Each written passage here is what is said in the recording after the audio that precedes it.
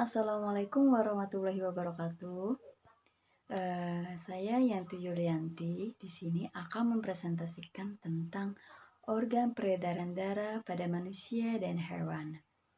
Sebelum itu, yang saya hormati kepada dosen pengampu pembelajaran IPA yaitu Ibu Hana Lestari MPD.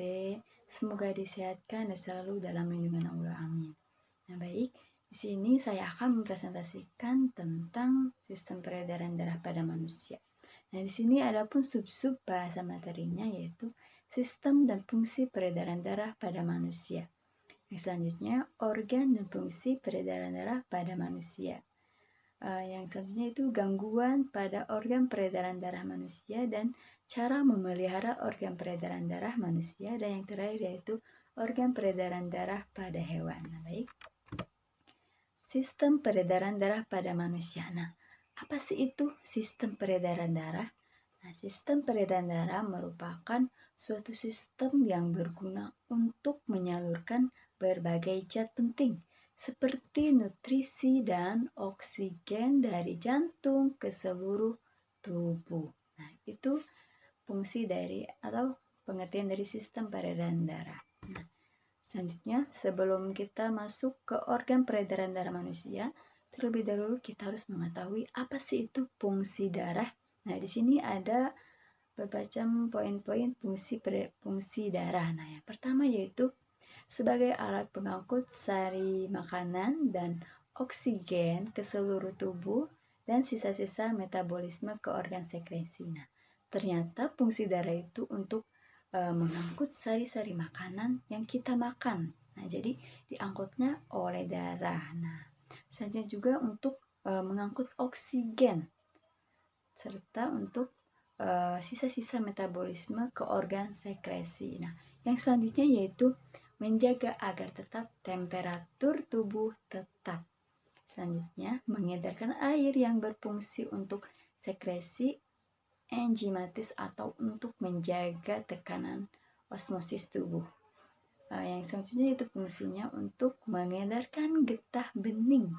Yang selanjutnya untuk menghindari tubuh dari infeksi atau membentuk antibodi berupa sel darah putih dan sel darah pembeku. Fungsi yang selanjutnya yaitu menjaga kestabilan suhu tubuh. Nah, fungsi darah ternyata untuk menjaga kestabilan suhu tubuh serta mengatur keseimbangan asam basa atau HB. Nah, itu fungsi-fungsi darah bagi tubuh kita. Selanjutnya kita akan membahas tentang fungsi peredaran darah. Nah, apa sih itu fungsi peredaran darah pada tubuh kita ini? Di sini ada 5. Yang pertama yaitu untuk menyalurkan hormon ke seluruh tubuh. Yang kedua yaitu untuk mengeluarkan zat karbon dioksida sisa proses metabolisme tubuh melalui paru-paru. Nah, ternyata fungsinya itu tadi. Ketika kita bernapas, maka kita akan menghirup oksigen dan mengeluarkan karbon dioksida. Dan yang ketiga yaitu menyalurkan suhu tubuh secara merata. Nah, jadi suhu tubuh kita itu ternyata kenapa bisa merata itu karena fungsi dari peredaran darah. Dan yang keempat yaitu untuk mempertahankan kinerja sistem organ di dalam tubuh kita. Dan fungsi yang kelima yaitu untuk membantu tubuh kita untuk pulih dari penyakit. Nah, itu fungsi-fungsi dari peredaran darah. Nah, selanjutnya yaitu organ peredaran darah pada manusia atau alat peredaran darah pada manusia. Nah, ada apa aja sih alat peredaran darah pada manusia? Ternyata alat peredaran darah pada manusia itu ada 2. Yang pertama yaitu jantung. Yang kedua yaitu pembuluh darah. Nah, jantung. Jantung adalah organ tubuh manusia yang berfungsi untuk memompa darah ke seluruh tubuh. Nah, fungsi jantung ingat-ingat untuk memompa darah ke seluruh tubuh. Nah, jantung memompa darah yaitu dengan cara kontraksi dan berelaksasi secara bergantian. Nah, sehingga jantung akan berdenyut dan mengembang serta mengempis. Nah, coba pegang jantungnya. Kenapa jantung seperti ada detakan-detakannya? Nah, itu maka jantung sedang berproses. Nah, adapun letak jantung yaitu ada di rongga dada sebelah kiri. Oke, baik, jantung. Ternyata di dalam jantung itu terdapat ruangan. Nah, ada ruangan apa aja sih? Di sini ada 4 ruangan. Yang pertama yaitu ada serambi kanan, serambi kiri, ada bilik kanan dan bilik kiri. Nah, keempat ruangan ini mempunyai peran dan fungsinya masing-masing. Nah, di sini serambi kiri dan bilik kiri pada jantung berisi darah yang kaya akan oksigen. Nah, jadi pada serambi kiri dan bilik kiri pada jantung berisi kaya akan oksigen. Sedangkan pada bilik kanan dan bilik serambi kanan berisi darah yang kotor.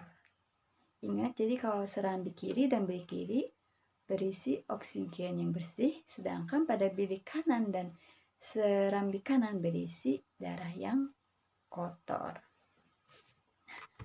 Di sini ukuran jantung kira-kira sebesar kepalan tangan pemiliknya. Nah, ternyata jantung juga tersusun atas kumpulan-kumpulan otot yang sangat kuat. Nah, disebutnya yaitu miokardium. Nah, itu tentang jantung. Nah, adapun serambi di dalam buku-buku atau ilmiahnya kita sebutnya itu atrium. Dan bilik yaitu apakah? Bilik itu ventricle, nama lainnya ya. Nah, di sini bagaimana sih jantung itu bekerja? Nah, di sini ada 3 langkah. Yang pertama, jika kedua serambi mengembang, maka darah akan masuk ke serambi. Nah, yang pertama itu jika kedua serambi mengembang, maka darah akan masuk ke serambi. Nah, langkah yang kedua yaitu proses kerjanya, jika kedua serambi mengencup, nah kedua serambinya mengencup dan bilik mengembang, maka darah dari serambi akan masuk ke bilik. Nah, itu cara kerja yang kedua. Nah, sekarang cara kerja yang ketiga yaitu jika kedua bilik mengencup. Nah, tadi kedua biliknya mengencup nih, maka udara akan keluar dari bilik. Nah, itu cara kerja jantung. Dan selanjutnya yaitu pembuluh darah. Nah, pembuluh darah, apa sih itu pembuluh darah? Pembuluh darah merupakan saluran tempat mengalirnya darah dari jantung ke seluruh tubuh atau kembali lagi ke jantung. Nah, itu pengertian dari pembuluh darah. Nah, pembuluh darah berdasarkan pembuluhnya terdapat yaitu terdiri dari 2. Nah, apa saja sih? Yaitu yang pertama ada pembuluh darah arteri atau nadi. Yang kedua itu ada pembuluh balik atau disebutnya yaitu vena. Nah, pembuluh darah nadi, apa sih itu pembuluh darah nadi? Yaitu pembuluh yang membawa darah yang kaya akan oksigen keluar dari jantung ke seluruh tubuh. Nah, jadi pembuluh nadi ini yaitu pembuluh yang membawa darah yang kaya akan oksigen keluar dari jantung ke seluruh tubuh. Nah, sedangkan kalau pembuluh balik atau vena yaitu pembuluh darah yang membawa darah kaya akan karbon dioksida dari seluruh tubuh menuju jantung. Nah, kebalikannya kalau vena itu membawa darah yang kaya akan oksigen, yang kaya akan karbon dioksida. Nah, jadi karbon yang kaya akan karbon dioksida dari seluruh tubuh menuju jantung. Nah, itu.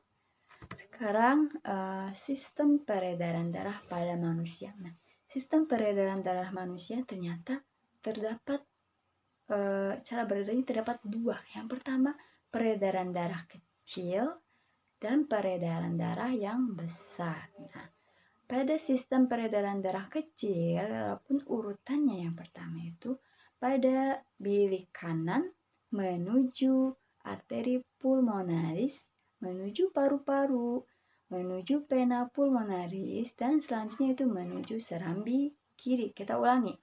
Bilik kanan menuju arteri pulmonaris, selanjutnya menuju paru-paru, menuju vena pulmonaris, dan serambi kiri. Nah, sekarang kita ke peredaran darah besar. Peredaran darah besar itu dimulainya pada bilik kiri. Selanjutnya yaitu arteri besar atau disebutnya aorta. Yang selanjutnya itu ke arteri. Setelah itu ke seluruh tubuh, ke pena, dan ke serambi kiri. Nah, itu proses peredaran darah kecil dan proses peredaran darah besar. Yang selanjutnya yaitu paru-paru. Nah, ternyata tadi ketika kita menjelaskan tentang sistem peredaran darah kecil, peredaran darah besar, dan di situ ada kata paru-paru. Nah, ternyata di sini paru-paru pun ikut terlibat. Nah, karena di sini paru-paru memiliki peran yang penting dalam proses peredaran darah. Nah, dalam proses peredaran darah, paru-paru berperannya sebagai apa nih? Kita lihat. Yang pertama yaitu sebagai penyuplai oksigen. Nah, ternyata paru-paru itu berperan sebagai penyuplai oksigen ke dalam darah. Nah, darah yang diedarkan ke seluruh tubuh tidak lagi mengandung oksigen, akan tetapi banyak mengandung karbon dioksida. Nah, selanjutnya yaitu kembali ke jantung. Darah akan mengandung karbon dioksida tersebut dipompa ke paru-paru. Dan yang selanjutnya yaitu karbon dioksida diganti dengan karbon dioksida diambil dan diganti dengan oksigen melalui proses pernapasan. Kita ulangi, proses paru-paru itu, proses peredaran darah pada paru-paru berperan sebagai penyuplai oksigen ke dalam darah. Nah, darah diedarkan ke seluruh tubuh tidak lagi mengandung oksigen, akan tetapi darah mengandung karbon dioksida. Nah, selanjutnya kembali ke jantung. Nah, darah yang akan mengandung karbon dioksida dipompa ke paru-paru. Selanjutnya, karbon dioksida diambil dan diganti dengan oksigen melalui proses pernapasan. Nah, itu. Jadi paru-paru juga perannya sangat penting dalam proses peredaran darah ini. Karena untuk menghirup oksigen dan mengeluarkan karbon dioksida yang nantinya akan dialirkan oleh darah. Nah, di sini adapun gangguan pada organ peredaran darah manusia. Nah, ternyata di sini pada organ peredaran darah pun bisa menyebabkan adanya gangguan. Nah, gangguan apa aja sih pada peredaran darah manusia ini? Nah, terjadinya itu karena ada yang dari non keturunan dan ada juga karena faktor keturunan. Di sini pada faktor penggunaan peredaran darah karena faktor keturunan. Nah, di sini yang pertama yaitu ada penyakit hemofilia. Nah, hemofilia ini yaitu adanya kelainan yang menyebabkan darah sulit membeku jika terjadi luka. Nah, misalnya kita tergores pisau tangan kita, nah maka darah akan mengalir. Nah, pada yang mempunyai penyakit hemofilia ini, dia akan kesulitan untuk membekukan darahnya sehingga darahnya akan terus mengalir. Nah, itu bahaya ya. Nah, di sini juga penyakit yang kedua yaitu yang disebutkan karena faktor keturunan ada penyakit thalassemia. Nah, yaitu pada gangguan ini bentuk sel darah merahnya tidak beraturan. Hal ini menyebabkan daya ikat sel darah merah terhadap oksigen dan karbon dioksida menjadi berkurang. Nah, itu penyakit atau gangguan peredaran darah pada manusia karena faktor keturunan. Nah, adapun di sini selanjutnya gangguan peredaran darah manusia pada non keturunan atau bukan karena keturunan. Nah, ini terjadi karena pola hidup yang tidak sehat atau karena zat makanan yang kita makan yang tidak baik atau apa ini kita akan jelaskan. Yang pertama yaitu ada anemia. Disebabkan karena rendahnya kadar Hb dalam darah. Nah, anemia disebabkan rendahnya kadar Hb dalam darah.